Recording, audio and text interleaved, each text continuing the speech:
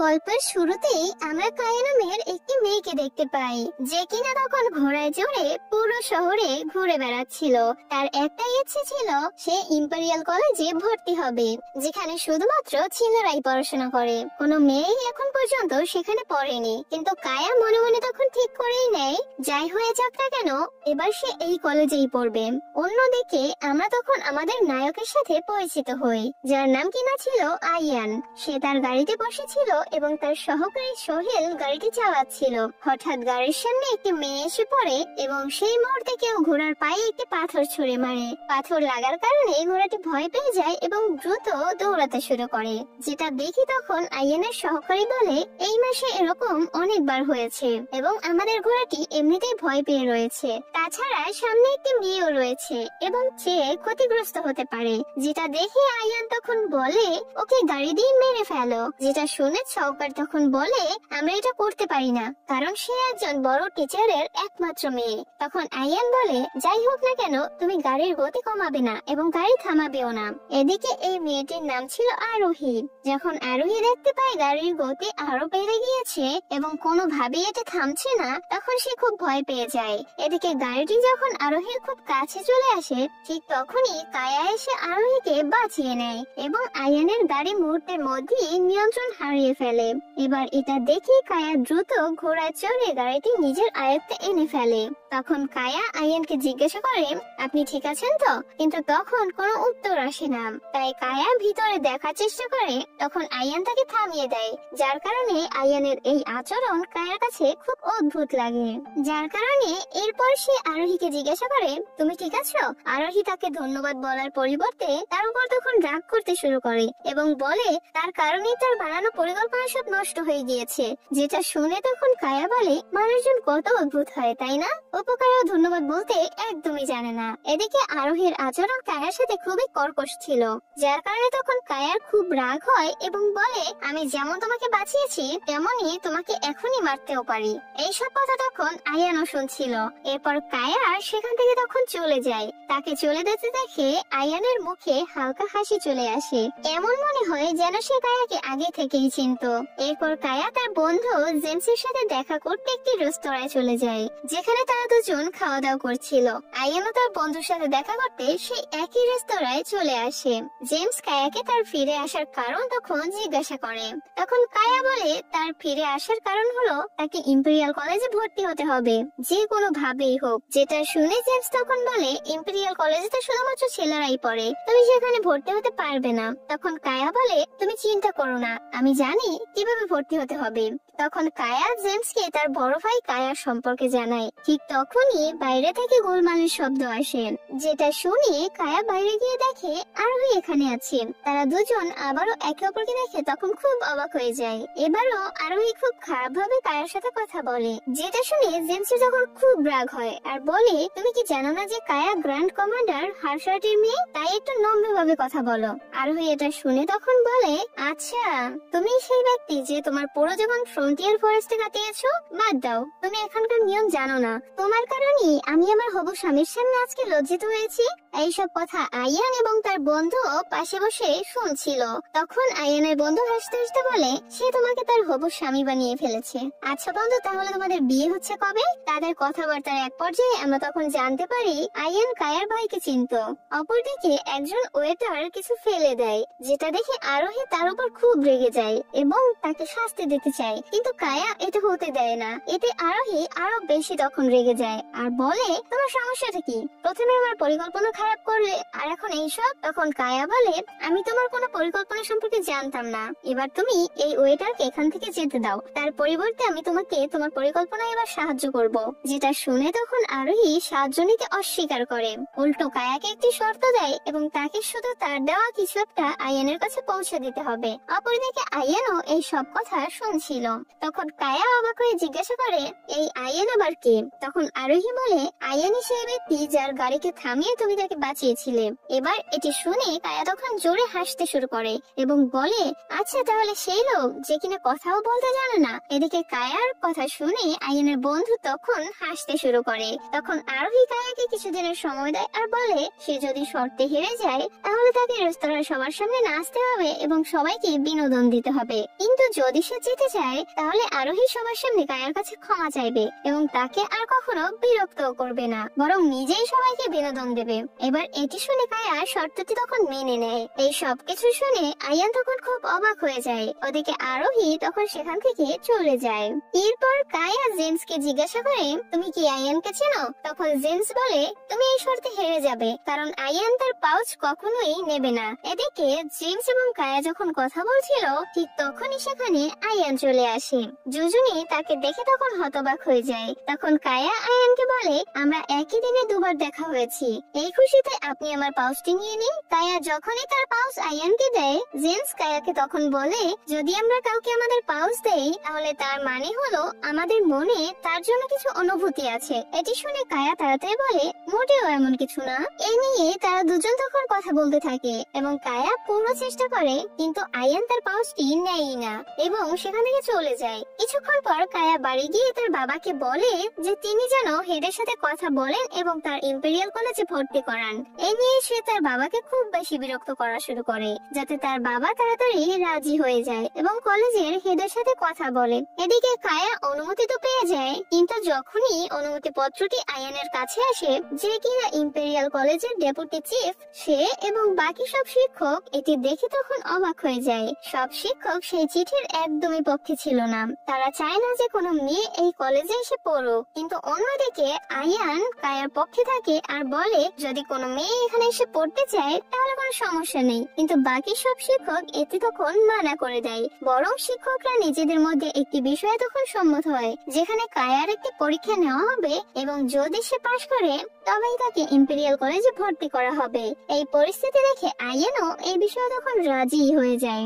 এরপর যখন কায়াকে জানানো হয় যে তাকে ইম্পেরিয়াল কলেজে ভর্তির জন্য একটি পরীক্ষায় পাশ করতে হবে, তখন তার খুব রাগ হয় এবং সে কিছুটা চিন্তিত হয়ে পড়ে। কিন্তু তখনই তার বন্ধু জেমস, যে কিনা এই কলেজেই পড়ে, সে তাকে সাহায্য করে এবং তাকে সেই সব প্রশ্নগুলো দেয় যা পরীক্ষায় জিজ্ঞাসা করা হতে পারে, যার কারণে কায়া পরিশ্রম করে পরীক্ষার জন্য প্রস্তুতি নেয় এবং প্রথম পরীক্ষায় সে পাশ করে। কিন্তু এখনো একটি পরীক্ষা দেওয়া বাকি ছিল, যা স্বয়ং আয়ানকে নিতে হবে। যখন কায়া আয়ানকে কলেজে দেখে তখন সে খুব অবাক হয়ে যায় আর জিজ্ঞাসা করে, আপনিও কি এই কলেজের ছাত্র? কিন্তু এরপর যখন সে জানতে পারে আয়ান ইম্পেরিয়াল কলেজের ডেপুটি চিফ, তখন সে হতবাক হয়ে যায় আর সে ভাবতে ভাবতে বলে, ও এখন বুঝলাম, প্রথমে আপনি আমার পাউচ নিতে মানা করলেন এবং এখন আপনি নিজেই আমার পরীক্ষা নিচ্ছেন যাতে আমি ফেল করি এবং ভর্তি না হতে পারি। কিন্তু আমি তো আমার সব পরীক্ষায় পাশ করেই এই কলেজে পড়বো। এরপর আয়ান তার পরীক্ষা নেয় এবং কায়া তাতে পাশও করে ফেলে। যখন এই খবর ছড়ায় যে কায়া সব পরীক্ষায় পাশ করে গিয়েছে এবং এখন ইম্পেরিয়াল কলেজে একটি মেয়ে পড়বে, তখন পুরো কলেজ অবাক হয়ে যায়। কিন্তু এরপর সবাই মিলে কায়াকে দারুণভাবে স্বাগত জানায়। এরপর যখন কায়া উপহার হিসেবে আরোহীর দেওয়া তার পাউচ আবারও একবার আয়ানকে দেওয়ার চেষ্টা করে, এবারও আয়ান সেটি নিয়ে তার সহকারীকে দিয়ে দেয়। এরপর স্কুলের প্রথম দিনে কায়া অনেকবার চেষ্টা করে যে আয়ান যাতে পাউচটি নিয়ে নেয়, কিন্তু প্রতিবারই সে ব্যর্থ হয়। এরপর কায়া যখন ক্লাসে আসে, সেখানে সব ছেলেরা তাকে দেখতে শুরু করে। ওদের মধ্যে একজন ছাত্র যার নাম ছিল এডভিক, সে তার সাথে কথা বলার তখন চেষ্টা করে, কিন্তু কায়া কারোর সাথে তখন কথা বলে না। এর কিছুক্ষণ পর জেমসও ক্লাসে চলে আসে। তখন এডভিক তাকে জিজ্ঞাসা করে, তুমি আমাদের ক্লাসে কি করছো? তখন জেমস উত্তর দেয়, আজ থেকে আমিও এই ক্লাসেই পড়বো। যেটা শুনে তখন এডভিক অবাক হয়ে বলে, কিন্তু তুমি তো দ্বাদশ শ্রেণীর কতে ছিলে, কিন্তু এখন তুমি ক্ষতে কেন এলে? আর তুমি তো খুব বুদ্ধিমানও ছিলে। তখন জেমস এর কোনো উত্তর দেয় না, বরং সোজা কায়ার কাছে গিয়ে বলে, আজ থেকে আমিও তোমার সাথে পড়বো। ঠিক তখনই একজন ছাত্র আসে এবং জেমসকে বলে ডেপুটি চিফ তাকে ডেকেছেন। যেটা শুনে জেমস আয়ানের সাথে দেখা করতে তখন চলে যায়। তখন আয়ান তাকে জিজ্ঞাসা করে, তুমি ক্লাস কেন বদলালে? জেমস বলে, কায়া এই কলেজের প্রথম ছাত্রী, তাই আমি চাই যে আমি তার সাথে থাকি যাতে তার কোনো অসুবিধা না হয় এবং সে আমার বন্ধু। জেমসের কথা শুনে আয়ান তখন তা মেনে নেয়। এদিকে কায়াও আয়ানকে খুঁজতে খুঁজতে তার কাছে পৌঁছায়। তখন সে দেখতে পায় আয়ান আত্মহত্যা করতে যাচ্ছে, যেটা দেখে কায়া খুব ভয় পেয়ে যায় এবং দৌড়ে গিয়ে তাকে বাঁচায় এবং ভয় পেয়ে জিজ্ঞাসা করে, আপনি আত্মহত্যা কেন করছিলেন? তখন পাশে বসে আয়ানের সহকারী বলে, তিনি আত্মহত্যা করছিলেন না, তিনি তার একটি কেসের তদন্ত করছিলেন। তখন আয়ান কায়াকে জিজ্ঞাসা করে, তুমি এখানে কি করছো? কায়া বলে, আমি আপনার সাথে দেখা করতে এসেছিলাম। আয়ান কিছুটা কঠোরভাবে তখন বলে, তুমি এখানে পড়তে এসেছো, তাই পড়াশোনায় মনোযোগ দাও এবং এখান থেকে এখনই চলে যাও। যেটা শুনে কায়া চুপচাপ চুপচাপ সেখান থেকে চলে যেতে থাকে, কিন্তু যেতে যেতে সে ওই পাউচটি ওখানে রেখে যায়। আয়ান তাকে এটা করতে তখন দেখে ফেলে এবং বলে, তোমার পাউচটি তুমি নিয়ে যাও। যেটা শুনে কায়া ধীরে ধীরে পাউচটি নিয়ে সেখান থেকে চলে যায়। এরপর কায়া জেমস এর কাছে চলে আসে। তখন জেমস জিজ্ঞাসা করে, তুমি কোথায় গিয়েছিলে? কায়া বলে, আমি আয়ানের সাথে দেখা করতে গিয়েছিলাম। কথায় কথায় তখন সে এও বলে, আয়ান আত্মহত্যা করতে যাচ্ছিল। এই কথা পাশে বসা একজন ছাত্র তখন শুনে ফেলে এবং সে পুরো কলেজে এই গুজব তখন ছড়িয়ে দেয় যে আয়ান আত্মহত্যা করার চেষ্টা করেছিল। যখন আয়ান এই কথা জানতে পারে তখন তার খুব রাগ হয়। তার মনে হয় এই সব কিছু কায়ার কারণেই হয়েছে। তখন আয়ান কায়াকে তার ঘরে ডাকে এবং দরজা বন্ধ করে দেয়। আয়ান দরজা বন্ধ করতেই কায়া তখন চিন্তিত হয়ে পড়ে এবং তাকে জিজ্ঞাসা করেন, আপনি এটা কি করছেন? তখন আয়ান রেগে গিয়ে বলে, তুমি আমাকে সবসময় বিরক্ত কেন করো? তুমি আসলে কি চাও? এখন আমাকে বিরক্ত করা বন্ধ করবে? তখন কায়া নরম স্বরে বলে, আমি শুধু এতটুকুই চাই যে আপনি আমার পাউচটি নিয়ে নিন, তাহলে আমি আর আপনাকে বিরক্ত করব না এবং শুধুমাত্র আমার পড়াশোনায় ফোকাস করব। তখন আয়ান কিছুটা অবাক হয়ে বলে, শুধু এতটুকু চাও? ঠিক আছে, কিন্তু একটি শর্ত আছে। তুমি আমাকে তোমার পাউচ এখনই এবং এই মুহূর্তে দেবে, তবেই আমি তা গ্রহণ করব, নইলে একেবারেই নয়। কায়া এটি শুনে খুব খুশি হয়ে যায় এবং তার পাউচ বের করতে নেয়, কিন্তু তখন সে পাউচটি পায় না এবং সে ঘাবড়ে যায়। আর সে ভাবে যে এখন পর্যন্ত তো আমার কাছেই ছিল, এখন কোথায় গেল? যার কারণে সে তখন ঘাবড়ে গিয়ে বলে, আমি একটু পর আপনাকে পাউচটি দিচ্ছি। তখন আয়ান কোনো সহানুভূতি না দেখিয়ে তাকে বলে, আমি আগেই বলে দিয়েছি যদি এখনই পাউচটি দাও তবেই আমি তা গ্রহণ করব, নইলে ভুলে যাও। এবং যেমনটি তুমি বলেছিলে যে আমাকে বিরক্ত করবে না এবং পড়াশোনায় মনোযোগ দেবে, এখন তেমনটাই করতে হবে। এখন তুমি যেতে পারো। যেটা শুনে তখন কায়া মন খারাপ করে সেখান থেকে ফিরে আসে আর ভাবতে থাকে পাউচটি কোথায় গেল। আসলে যেমনটি আমরা দেখেছিলাম যে আয়ান জানতো যে কায়া তাকে পাউচটি দিতে যাচ্ছে, তাই সে দরজা বন্ধ করার অজুহাতে তার পাউচটি চুরি করে নেয় এবং তার সহকারীকে দেয়। আয়ান সহকারীকে বলে, এই পাউচটি কায়ার ক্লাসে গিয়ে তার সিটে রেখে দাও, কিন্তু তাকে এই বিষয়ে কিছু জানানো যাবে না। আয়ান সহকারীকে কায়া কোথায় বসে সেটিও বলে দেয়, কিন্তু সহকারী বুঝতে পারে না এবং দ্রুত গিয়ে পাউচটি এডভিকের সিটে রেখে আসে। এরপর এডভিক যখন ক্লাসে আসে তখন তার সিটে সে পাউচটি দেখে খুব অবাক হয়ে যায়। তখন তার বন্ধুরা মজা করে বলে, মনে হয় কায়া তোমাকে খুব পছন্দ করে, তাই তো তার পাউচটি তোমার সিটেই পাওয়া গেল। এডভিক এটি শুনে খুব খুশি হয়ে যায় এবং পুরো ক্লাস জুড়ে কায়ার দিকে তাকিয়ে থাকে। কায়ার এডভিকের এই আচরণ একদমই পছন্দ হয় না। ক্লাস শেষ হওয়ার পর এডভিক কায়াকে একটি চিঠি পাঠায় যেখানে সে তাকে কলেজের মাঠে দেখা করতে ডাকে। যেটা পড়ে তখন কায়া ভাবে, এডভিক আমাকে কেন ডাকছে? এর কিছুক্ষণ পর কায়া মাঠে চলে যায় যেখানে এডভিক তার জন্য অপেক্ষা করছিল। পাশে আয়ান ও তার সহকারীর সাথে দাঁড়িয়েছিল। তখন এডভিক সোজা কায়াকে জিজ্ঞাসা করে, তুমি কি আমাকে পছন্দ করো? তোমার পাউচ আমার সিটে পাওয়া গিয়েছিল, এর মানে তোমার মনে আমার জন্য অনুভূতি আছে। এটি শোনা মাত্রই আয়ান রেগে তার সহকারীর দিকে তাকায় এবং তাকে সেখান থেকে নিয়ে যায়। কায়া সবকিছু তখন দেখে ফেলে এবং বুঝে যায় যে পাউচটি এডভিকের সিটে আয়ানই রেখেছে। এইসব দেখে কায়া এডভিককে তার সব সত্যিটা বলে দেয় যে সে পাউচটি ওখানে রাখেনি এবং সে তাকে পছন্দ করে না। এই সবকিছু তার সহপাঠীরাও তখন শুনে ফেলে, যার কারণে এডভিকের তখন খুব খারাপ লাগে এবং সে কায়ার উপর খুব রেগে যায়। এর কিছুক্ষণ পর কায়া আয়ানের কাছে চলে যায় এবং রেগে দিয়ে জিজ্ঞাসা করে, আপনি এসব করেছেন তাই না? আমার পাউচ আপনি চুরি করেছিলেন। যেটা শুনে তখন আয়ান তার সহকারীর উপর রাগী চোখ নিয়ে তাকায়, যেটা দেখে সহকারী যখন সেখান থেকে পালিয়ে যায় তখন আয়ান বলে, হ্যাঁ আমি করেছিলাম, কারণ আমি তোমার পাউচটি নিতে চাইনি। কায়ার আয়ানের এই কথা খুব খারাপ লাগে। এরপর আয়ানও সেখান থেকে তখন চলে যায়। পরের দিন এডভিক তার ক্লাসের কিছু ছাত্রদের সাথে মিলে কায়ার উপর প্রতিশোধ নেওয়ার জন্য কিছু পরিকল্পনা করে। সে চায় কায়াকে পানিতে ফেলে দিতে যাতে সেও অপমানিত হয়, কিন্তু এডভিকের এই পরিকল্পনা তখন উল্টে যায় এবং কায়া তাকেই পানিতে ফেলে দেয় আর জোরে জোরে হাসতে থাকে। পেছনে দাঁড়িয়ে আয়ানও এইসব কিছু তখন দেখতে পায়। আয়ান রেগে সব ছাত্রদের তখন বকাঝকা করতে শুরু করে আর তাদের ক্লাসে যেতে বলে। যেটা শুনে তখন কায়া আয়ানকে পানিতে ফেলার জন্য ধরে, কিন্তু তার নিজের পায়ে তখন পিছলে যায় আর তখন সে পড়ে যাচ্ছিল। ঠিক তখনই আয়ান তাকে ধরে ফেলে, কিন্তু কায়া তাকে টেনে ধরে তারা দুজন একসাথে পানিতে পড়ে যায়। যখন তারা দুজন পানি থেকে উঠে আসে তখন আয়ান তার দিকে রেগে তাকিয়ে থাকে, যেটা দেখে কায়া হাসতে হাসতে বলে, আপনি তো খুব ভিজে গেছেন, এভাবে আপনার শরীর খারাপ হয়ে যাবে, আপনি এখনই গিয়ে কাপড় বদলান। এসব শুনে আয়ান কিছুই না বলে রেগে সেখান থেকে তখন চলে যায়। এই সময় কিছু ছাত্র কায়াকে র্যাগিং করার পরিকল্পনা করে, কিন্তু কায়া তাদের উপরই উল্টো তাদের প্ল্যান ইউজ করে আর তাদের ভয় দেখিয়ে বলে, যদি আমাকে আমাকে এরপর থেকে বিরক্ত করো তাহলে এর ফল খুব খারাপ হবে। অপরদিকে আয়ান কাপড় বদলে যখন বসেছিল তখন তার সহকারী তাকে স্যুপ এনে দেয়। আর তখন আয়ান সহকারীকে জিজ্ঞাসা করে কায়া কেমন আছে। তখন সহকারী বলে সে ঠিক আছে, আর সে আপনার জন্য স্যুপ পাঠিয়েছে যাতে আপনি তাড়াতাড়ি সুস্থ হন, আপনার শরীর তো এমনিতেই দুর্বল। এটা শুনে আয়ান স্যুপটা তখন রেখে দেয়। ঠিক তখনই একজন শিক্ষক আয়ানের কাছে এসে অভিযোগ করে যে কায়া কিছু ছাত্রকে র্যাগিং করছে। তখন আয়ান বলে আমাদের এইসব ঝামেলা থেকে দূরে থাকা উচিত, এটা ছাত্রদের নিজেদের ব্যাপার, এবং সে কায়ের পক্ষ নেয়। এরপর ওই শিক্ষক সেখান থেকে চলে গেলে সহকারী আয়ানকে জিজ্ঞাসা করে আপনি তো কায়ের উপর রেগেছিলেন তাই না, তাহলে এখন কেন তার পক্ষ নিলেন? তখন আয়ান বলে কারণ আমি নিজেই কায়াকে তার ভুলের জন্য শাস্তি দিতে চাই। পরের দিন আয়ান যখন ক্লাসে আসে তখন সে ছাত্রদের ক্রাইম ইনভেস্টিগেশন শেখায়, আর প্রতিবার প্র্যাকটিক্যালের জন্য সে কায়াকে মৃতদেহ বানায়, যেটা দেখে তখন কায়া বুঝতে পারে আয়ানের সব ইচ্ছে করেই করছে। এরপর ক্লাসের পর কায়া একটা কুকুরের সাথে কথা বলে আর বলে ভাই আমাকে হোয়াইট নামে একজনের কথা বলেছিল, ভাই বলেছিল ওই হোয়াইট সবসময় আমাকে রক্ষা করবে, যদি আমি হোয়াইটকে খুঁজে বের করতে পারি তাহলে সে আয়ানকে ইচ্ছা মতো উচিত শিক্ষা দিবে। পাশ দিয়ে যাওয়ার সময় আয়ান তার এই কথাগুলো শুনতে পায় এবং সে কায়ার কাছে চলে আসে। তখন কায়া তাকে দেখে জিজ্ঞাসা করে আপনি কি আমার ভাই কায়রা আর হোয়াইটকে চেনেন? আপনি তো এখানকার ডেপুটি চিফ, অনেকদিন ধরেই এখানে আছেন। তখন আয়ান তার প্রশ্নে উপেক্ষা করে বলে চলো ক্লাসে যাও।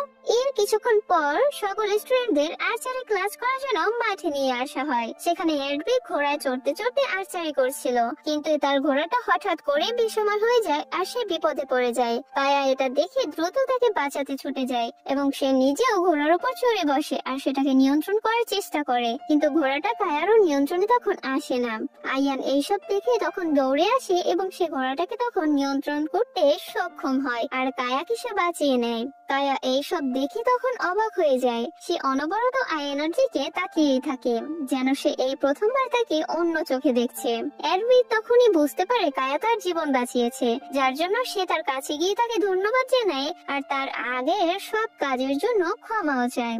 এর সাথে সাথে সে তার সাথে বন্ধুত্ব করে নেয়, যেটা দেখে ক্লাসের বাকি ছাত্ররাও তখন কায়ার সাথে বন্ধুত্ব করে ফেলে। আচারে ক্লাস শেষ হতে আয়ান তার বন্ধুর সাথে দেখা করে আর তার মামলার ব্যাপারে সে কথা বলে। তারা দুজন সব জায়গা ভালোভাবে তদন্ত করে আর সেই পুরনো বাড়ি থেকে যেসব প্রমাণ পায় সেগুলো সংগ্রহ করে। আয়ান আর তার বন্ধু বাড়ির বাইরে এসে বসে যখন কথা বলছিল ঠিক তখনই আয়ান বুঝতে পারে কেউ তাদের পিছু নিয়েছে। সে তাকে ধরার জন্য তার পিছু ছুটে, কিন্তু সেই ব্যক্তি কায়ার বাড়ির জানালা দিয়ে ভেতরে লাফ দিয়ে পালিয়ে যায়। আয়ানও সেই জানালা দিয়ে ভেতরে যায় কিন্তু তাকে খুঁজে পায় না, বরং সে কায়ার বাথরুমে পৌঁছে যায় যেখানে কায়া গোসল করছিল। কায়া আয়ানকে দেখে চিৎকার করতে শুরু করে আর বলে তুমি এখানে কি করছো? তখন আয়ান একটু ঘাবড়ে গিয়ে বলে আমি তোমার সাথে দেখা করতে এসেছিলাম। যেটা শুনে কায়া রেগে গিয়ে বলে আমি তোমাকে একটু বিশ্বাস করি না, আসলে তুমি আমাকে গোসল করতে দেখার জন্য এসেছিলে। এরপর কায়া তাড়াতাড়ি কাপড় চোপড় পরে নেয় আর বলে সত্যি করে বলো এখানে কেন এসেছো? আয়ান তখন বলে আসলে একজন লোক বাড়িতে ঢুকেছিল, আমি তার পিছু নিতে নিতে এখানে চলে এসেছি। এরপরও কায়া এখনো তাকে সন্দেহ করছিল। তখন আয়ান বলে যদি তুমি বিশ্বাস না করো তাহলে আমি তোমার বাবাকে সব সত্যি গিয়ে বলে দিচ্ছি। যেটা শুনে কায়া তখন ভয় পেয়ে যায় আর তাকে বলে না প্লিজ এটা করো না, তুমি ওখান দিয়ে ফিরে যাও যেখান থেকে এসেছিলে, যদি কেউ দেখে ফেলে তাহলে অকারণ একটা ঝামেলা হবে। যেটা শুনে আয়ান সেখান থেকে তখন ফিরে যায়। পরের দিন কলেজের সঙ্গীত বাদ্যযন্ত্র প্র্যাকটিক্যাল ক্লাস শুরু হয়, যেখানে কায়াকে হঠাৎ করে ভায়োলিন বাজাতে বলা হয়, কিন্তু এদিকে কায়া ভায়োলিন বাজাতে একদমই পারত না। তবুও সে মঞ্চে গিয়ে ভায়োলিন বাজাতে শুরু করে, কিন্তু তা খুবই বেসুরো হয়। তাই সে শিক্ষকদের বলে আমি কি আপনাদের গান গেয়ে শোনাতে পারি? আমি ভালো গান গাইতে পারি। শিক্ষকদের কথায় কায়া গান গাইতে শুরু করে। তার কণ্ঠ খুব মিষ্টি ছিল আর সে খুব সুন্দর করে গান করছিল। এদিকে তার গান যখন আয়ানের কানে পৌঁছায় তখন তার পুরনো বন্ধু কায়রাবের কথা মনে পড়ে যায়, যে কিনা এই একই গানটা গাইতো। যেটা শুনে আয়ান বাইরে এসে কায়ার সাথে ভায়োলিন বাজাতে শুরু করে। গান শেষ হওয়ার পরে সবাই কায়ার খুব প্রশংসা করে। তখন কায়া আয়ানের কাছে এসে জিজ্ঞাসা করে আপনি এইমাত্র যে ভায়োলিনের সুরটা বাজালেন সেটা আপনি কোথায় শুনেছিলেন আর কোথা থেকে শিখেছেন? আয়ান বলে, তোমার গানের সাথে মিল ছিল তাই বাজিয়ে দিলাম, আর কিছুই না। তখন কায়া আস্তে আস্তে জিজ্ঞাসা করে, আপনি কি আমার ভাই কায়রবকে চেনেন? আয়ান উত্তর দেয়, না আমি চিনি না। কায়া আবারও সেই সুরটা সম্পর্কে জিজ্ঞাসা করে, কিন্তু আয়ান কিছু না বলে সেখান থেকে তখন চলে যায়। এবার কায়ার আয়ানের উপর সন্দেহ হতে শুরু করে। তার সেই ব্যাপারে আরো জানার জন্য কলেজের আর্কাইভে যায়, যেখানে সে পুরনো রেকর্ড চেক করে, যেখানে অনেক নাম ছিল কিন্তু একটা নাম কেউ ইচ্ছা করে মুছে দিয়েছিল, যেটা দেখে কায়া তখন চিন্তায় পড়ে যায় আর ভাবে এই নামটা কি আয়ানের হতে পারে। ঠিক সেই মুহূর্তে আয়ান সেখানে চলে আসে আর কায়াকে দেখে বলে, কলেজের নিয়মে স্পষ্ট লেখা আছে যে শিক্ষকের অনুমতি ছাড়া আর্কাইভে আসা বারণ। যদি শিক্ষকরা এটা জানতে পারে তাহলে তারা তোমাকে কলেজ থেকে বের করে দিতে পারে বা শাস্তি দিতে পারে। ঠিক এটা বলে এরপর সে হালকা হেসে বলে, কিন্তু আমি তোমাকে ক্ষমা করে দিচ্ছি, আর তোমার শাস্তি হলো এখনই তোমাকে কলেজের নিয়ম কানুন মুখস্থ করতে হবে। তখন কায়া আবারও তার ভাইয়ের ব্যাপারে আয়ানকে জিজ্ঞাসা করে। তখন আয়ান বলে, আমরা দুজন একই ক্লাসে পড়তাম, এর চেয়ে বেশি কিছু আমি তাকে চিনি না। যেটা শুনে এখন কায়ার সন্দেহ বিশ্বাসে পরিণত হচ্ছিল, কারণ যে সুরটা তার ভাই বাজাতো যেটা এখন আয়ানও বাজাতে পারে। এদিকে কলেজ থেকে ফেরার পথে কায়া আর জেমস যখন বাড়ি ফিরছিল তখনই তাদের সামনে আরোহী চলে আসে। সে বলে, শর্তের সময়সীমা শেষ হতে আর মাত্র কয়েকদিন বাকি আছে, আর আমার পাউচটা কিন্তু এখনো আয়ানের কাছে পৌঁছেইনি। তুমি কিন্তু এই শর্তে হেরে যাচ্ছ। এদিকে আরোহী চলে যাওয়ার পর কায়া বাড়ি এসে তার পরিচারিকা মাহিকে জিজ্ঞাসা করে আয়ান কি খেতে পছন্দ করে। তার পরের দিন কায়া আয়ানের জন্য বিশেষ খাবার বানায়, যাতে আয়ান তার খাবারে খুশি হয়ে পাউচটা নিয়ে নেয়। এরপর সে খাবার বানিয়ে সেই খাবারটা নিয়ে আয়ানের কাছে চলে যায়, কিন্তু আয়ান খাবার খেতে তখন অস্বীকার করে দেয়, যেটা দেখে রেগে গিয়ে কায়া নিজেই সেই খাবারটা তখন খেয়ে ফেলে। খাবারটা খাওয়ার পরেই তার শরীর হঠাৎ খারাপ হতে শুরু করে আর মুহূর্তের মধ্যেই সে জ্ঞান হারিয়ে ফেলে, যেটা দেখে আয়ান তখন খুব ঘাবড়ে যায় আর বলে, ওর আবার কি হলো? ঠিক তখনই অজ্ঞান অবস্থায় কায়া আয়ানকে চুমু দিয়ে বসে। আয়ান এটা দেখে তখন অবাক হয়ে যায়, যেখানে কায়া তখনও জ্ঞানহীন ছিল। সে তখনও ভাবছিল যে কায়ার হঠাৎ করে এমন কি হলো, খাবারে আবার কোনো ওষুধ ছিল না তো। সেই মুহূর্তে আয়ানের সহকারী এসে বলে, কায়ার শরীরে এক বিষাক্ত প্রভাব ছড়িয়ে পড়েছে, কিন্তু এটা খাবার থেকে হয়নি, কারণ খাবারে কোনো বিষ মেশানো ছিল না। যেটা শুনে আয়ান বুঝতে পারে এই অবস্থায় শুধু একজন ডাক্তারই তার চিকিৎসা করতে পারবেন, আর সেই ডাক্তার কিছুক্ষণ আগে অন্য শহরে চলে যাওয়ার জন্য রওনা হয়েছেন। আয়ান সেই ডাক্তারকে আনতে তখনই বেরিয়ে যায়। ডাক্তার বেশি দূর যায়নি, আয়ান তাকে ফিরিয়ে নিয়ে আসে আর ডাক্তার সাথে সাথে কায়ার চিকিৎসা শুরু করে দেয়। এর পরের দিন আয়ান তার বন্ধুর সাথে বসে যখন কথা বলছিল তখন সে বলে, কায়ার শরীরে এমন কি বিষ ছিল যা খাবার পরীক্ষা করেও পাওয়া যায়নি, আর এটা কে করেছে? আয়ানের বন্ধু কিছুক্ষণ পর সেখান থেকে তখন চলে যায়, আর তারপর আয়ান কায়ার সাথে দেখা করতে ভিতরে চলে আসে। কায়া এখন বিপদ মুক্ত ছিল। এদিকে যেই কায়া চোখ খুলে সামনে আয়ানকে দেখে সে তখন অবাক হয়ে যায়। তখন আয়ান তাকে সবকিছু বলে, তোমার শরীর খাবার খাওয়ার পর হঠাৎই খারাপ হয়ে গিয়েছিল, কিন্তু এখনো এটা জানা যায়নি যে কে এটা করেছে, তবে আমি সত্যি তার সামনে আনবই। যেটা শুনে কায়া তখন বলে, আমি যখন সুস্থ হয়ে যাব তখন আপনার এই মামলায় আমি সাহায্য করব। যেটা শুনে আয়ান তাকে মানা করে দেয় আর বলে, তুমি এখন বিশ্রাম করো, আর কিছুদিন কলেজে এসো না। ঠিক এটা বলে আয়ান সেখান থেকে তখন চলে যায়। এর পরের দিন কায়া এই ব্যাপারটা নিয়ে অস্থির হয়ে যায়। আসলে কে তার উপর বিষ প্রয়োগ করেছে সে এর গভীরে যেতে চায়, তাই সে কাউকে না জানিয়ে কলেজে চলে যায়। প্রথমে সে কোল্ড স্টোরেজে যায়, যেখানে বিষের নমুনা পাওয়ার সম্ভাবনা ছিল। যেই সে ভেতরে যায় সেখানে আয়ানকেও সে দেখতে পায়। আয়ান কায়াকে দেখে তখন চমকে যায় আর রেগে গিয়ে বলে, তুমি এখানে কেন এসেছো? তুমি তো এখনো পুরোপুরি সুস্থ হওনি। ঠিক সেই মুহূর্তে গার্ডরা কোল্ড স্টোরেজের দরজা বাইরে থেকে বন্ধ করে দেয়, যার কারণে এখন আয়ান আর কায়া দুজনেই ভেতরে তখন আটকে যায়। এদিকে তারা বিষের নমুনাটাও পেয়ে যায়, কিন্তু তারা দুজনই সেই বন্ধ দরজার পেছনে আটকা পড়েছিল।